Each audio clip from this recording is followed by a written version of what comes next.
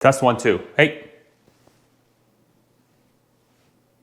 Hi, welcome to my video. My name is Farzad Misbahi and I worked at Tesla for 4 years, ending my career as a program manager.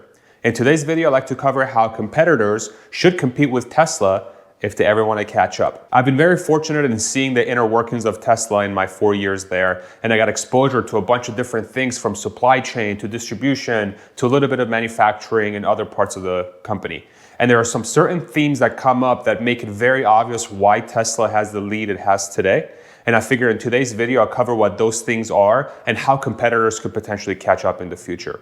I do think that these are very achievable by everybody, but extremely difficult to do so. But I'd like to use this video to explain why that is and where those that are able to implement these things could be in the future from a market share perspective. And so without further ado, let's get started. So there's three primary things to think about when you think about why Tesla has the lead it has, okay? And these aren't necessarily very technical in nature. These are more overall strategies that the business has implemented to get to where they are today. And those three things are vertical integration, the speed of change, and the talent that they're able to hire. And so starting with vertical integration. So what does that mean? So essentially think of vertical integration as trying to control everything, right? So if you're a company and you're quote unquote vertically integrated, what it means is that you've brought a lot of the different things that your company uses to be successful in-house. So a traditional automaker right now, so like a Ford, a GM, or Mercedes, or whoever else, what they do is they really just focus on building engines, right? And some of the companies actually focus on just lending houses. So being able to offer leases and financing and things like that. That's how they make their money, and that's what they actually make. Everything else is essentially outsourced. So the trim of the car, the wheels, the exhaust, catalytic converter, whatever, just name anything outside of the engine. Those things are controlled by different companies, third-party suppliers, first tier, second tier, third tier, so on and so forth. And one of the things that is detrimental from not being able to have everything in-house is that you as the company essentially don't control that, okay? So you're at the mercy of that third-party company to manufacture something, and then you are responsible for checking to make sure that they actually did it correctly. So you don't have control. So that's one thing that Tesla really gains from that vertical integration is control of the process, okay? So they're able to really go in and say, okay, this is exactly how something needs to be built. This is exactly how something needs to be done and executed. And the next day they're able to essentially put it in place. Whereas if you had it with a third-party company, it would take much, much longer. Tesla also has a lot of control around the materials that they use, okay? So things like aluminum and different materials that they use for the cars, this is not a secret. They're able to essentially control the materials themselves and not just the process on how to build something. And they have the entire cost structure under their wing. So they're able to very easily go in and essentially negotiate with suppliers that supply them the material hand in hand. Whereas if they went with a third-party supplier, then you have to deal with not just the markup or essentially the price that the supplier for the material is charging, but also the price that the supplier themselves is going to put on top of that so that they can make money. With Tesla being vertically integrated, they have control not just how to make something, but the materials that they use to make that thing. And the key thing to think about here for vertical integration is not just a manufacturing thing, it's an everything thing, right? So just think about it from a control perspective. With my own two eyes, I saw that Tesla is willing to control everything. Really, the limiting factor is bandwidth and priority. So where is it in that pecking order of, okay, what's going to have the biggest impact? Mark my words, if Tesla could control absolutely everything in their supply chain and everything in their manufacturing process, they would. And that gives them the biggest advantage is because they are willing to do that. They are willing to bring everything in-house.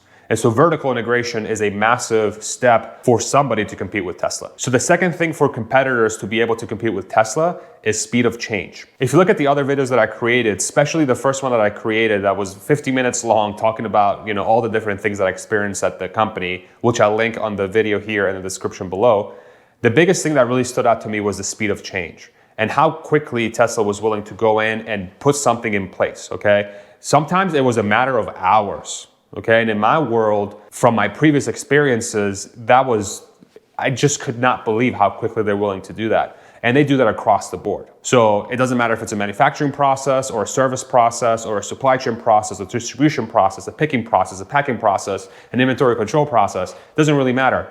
They're getting in there and they're implementing that thing as quickly as humanly possible, especially if it's identified as a top one priority that will speed up the ability for Tesla to make a customer happy, or it will make a big impact from a cost perspective. And so that speed of change really gives you the ability to iterate on improvements constantly.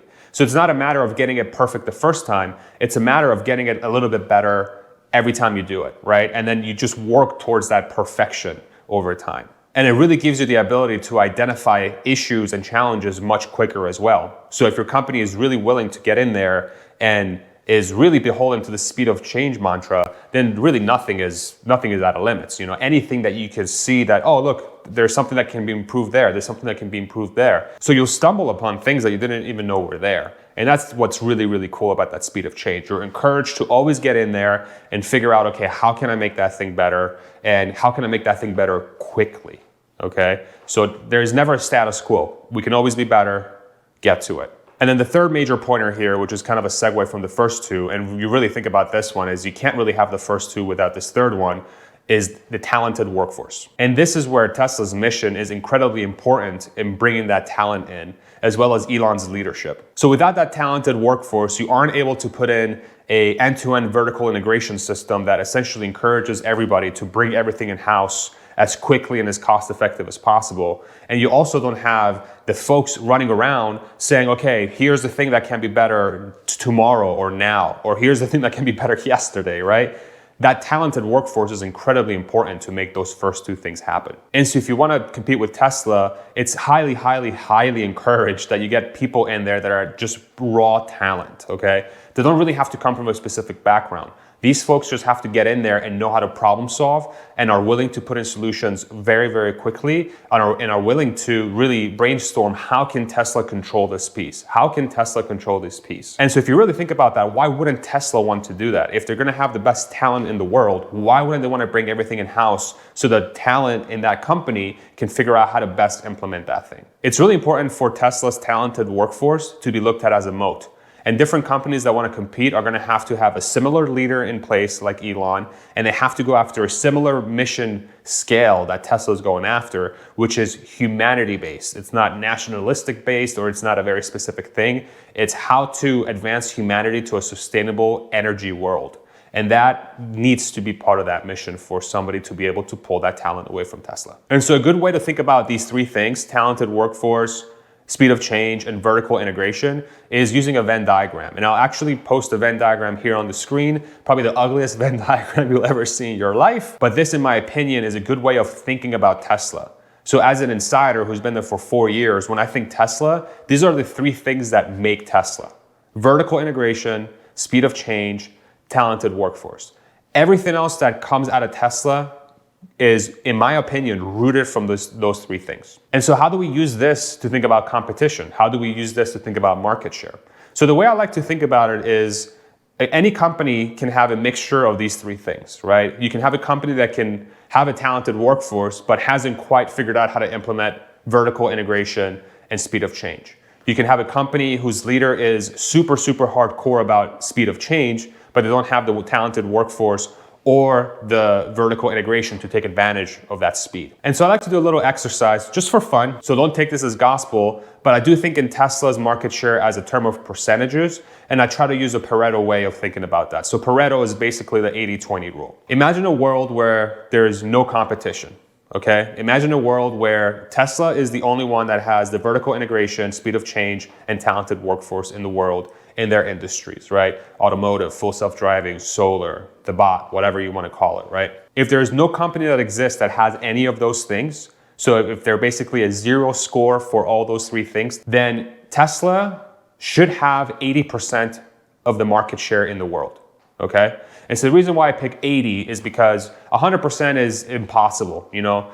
You're always going to have exceptions. And the way I think about exceptions is using that 80-20 rule. So 80% of the population is going to realize that Tesla is far and away the best company, not because of Elon or what's being said, it's because their products bear out that case because of that vertical integration, speed of change, and talented workforce, okay? 80%. That's how I view their maximum market share. So if there's 200 million cars sold in 20 years, Tesla will have 160 million sales a year. Now that is going to be extremely unlikely, right? So I think about that 80% scenario as, I don't know, essentially close to zero, okay? Because it can't be. I could be wrong, but it can't be, okay? But now let's assume that a company comes into play that has one of those three things. So it has one of talented workforce, vertical integration, and speed of change, okay? Rivian, Lucid, Ford, I don't know, just pick one. Some company that hasn't existed yet, okay?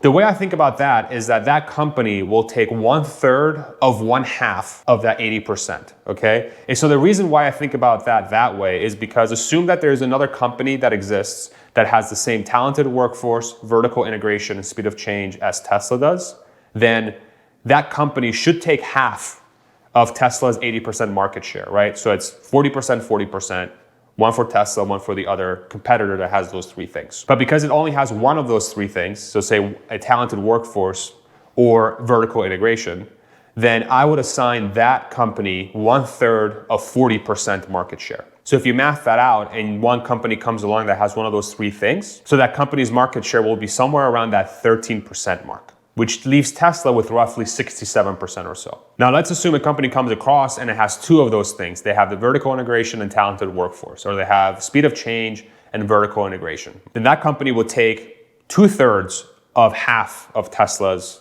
total potential market share, which will be 40%, and then 66% of that, which is 2/3, gives them roughly 26% market share, which will leave Tesla with roughly 53, 54%. Now let's say a competitor comes alive and it has all of those three things that we talked about. They would take half of Tesla's total potential market share. So half of 80% is 40%. And then Tesla and that competitor would end up having 40% each. And then you can kind of keep going down the line. So you can kind of say, okay, now there's two competitors that are equal in Tesla's core competency of those three things. Then you take that 80% total market share and you divide it by 3. So each player will have roughly 26, 27% market share. Now, I do think it's going to be extremely hard to identify what those companies are. Okay, so what are the companies that actually are able to achieve those three things? As of late, we've had new entrants come into the market like Lucid, Rivian, Arcimoto potentially down the pike, and then you have existing companies like Ford, GM, Mercedes, BMW, so on and so forth, okay? So the way I think about those competitors is that I don't know if any existing OEMs are able to actually do those three things because they're already so large, and being able to capitalize on those changes is going to be extremely difficult. I almost think that it has to be a new player. It has to be somebody that's come in from scratch and have built their company around those three primary principles. Short of an existing company like a Ford or a GM spinning off and creating a brand new subsidiary, and then that company is staffed with brand new leadership that has a mission that matches Tesla's and has a leader that matches Elon, and it has a talented leadership structure that's able to implement the vertical integration and the speed of change, then I just don't see any other company matching Tesla, let alone trying to catch up. And so I think it's going to be very important for all of us that once those companies actually do come alive and they have those three core competencies, then it's going to be very important for all of us to get behind those companies and root for them and push them forward. Because in the end, this is going to help all of us. It's going to enable us to have a significant competitor for Tesla, which is going to push Tesla to be better. And it's also going to give us options. And it's going to be good for the world because that means more cars on the road that are electric and are able to tap into sustainable electric sources versus putting a bunch of CO2 into the atmosphere. I hope this video was helpful. If you enjoyed it, I would love it if you give my video a like. If you'd like to see more content from me, please subscribe and hit that bell button. And before we leave, I'm gonna leave you with a little riff. See if you can guess who the artist and the song is. Have a great day. Thank you for stopping by. I really appreciate you taking your time, and we'll see you on the next one. Bye-bye.